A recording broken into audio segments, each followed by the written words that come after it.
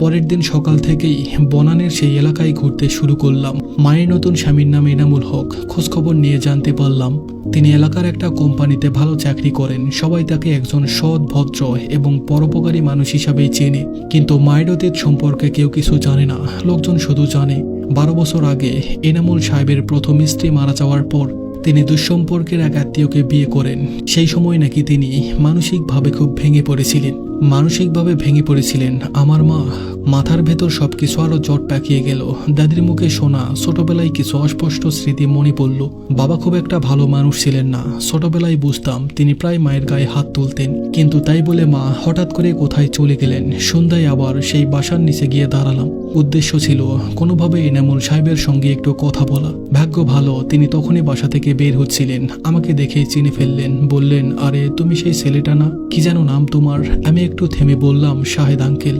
নামটা বানিয়ে বললাম। তিনি হেসে বললেন, হ্যাঁ শাহেদ, এখানে কি করছো বাবা?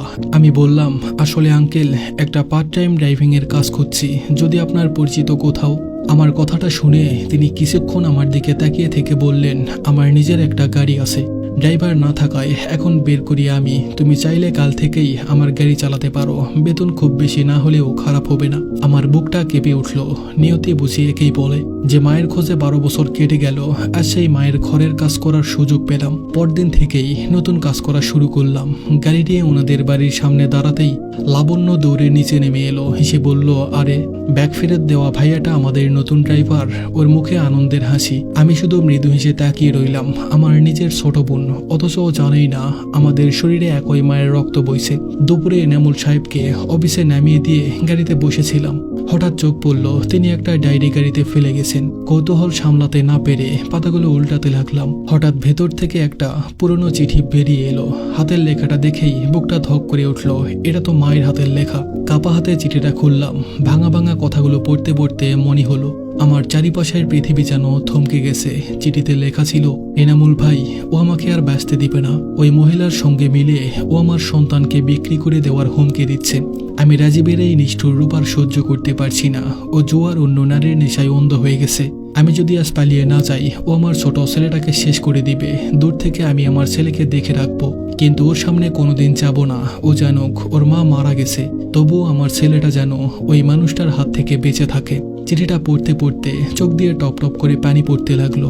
তাহলে মা কোনো অপরাধ করেননি। মা আমাদের ছেড়ে যাননি, বরং আমাকে বাঁচানোর জন্য নিজের সংসার, নিজের সন্তান সবকিছু ছেড়ে চলে যেতে বাধ্য হয়েছিলেন। আর বাবা, যাকে এতদিন নির্দোষ ভেবেছিলাম, তিনি নিজের পরিবার ধ্বংস করেছিলেন। তাহলে বাবার সেই তথাকথিত দুর্ঘটনা, সেটাও কি দুর্ঘটনা ছিল না? জোয়ার আড্ডা বা সেই অন্য নারীর সঙ্গে জড়িত কারো হাতেই কি বাবার মৃত্যু হয়েছিল?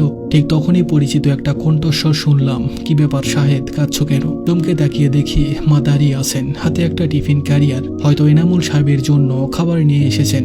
আমি তাড়াতাড়ি চোখ মুছে গাড়ি থেকে নেমে দাঁড়ালাম। মা আমার চোখের দিকে স্থির হয়ে তাকিয়ে রইলেন। সেই চেনা মায়া ভরা চোখ। 12 বছর আগের সেই মা, যিনি আমার সামান্য কেটে গেলেও আঁচল দিয়ে তা মুছে দিতেন। হঠাৎ তিনি আমার মুখের দিকে আরো ভালো করে তাকাতে লাগলেন। তার ঠোঁট কাঁপছিল, গলা ভারী হয়ে এলো। ধীরে ধীরে বললেন, তোমার থুতুনির নিচে এই কাটা দাগটা কিসের বাবা?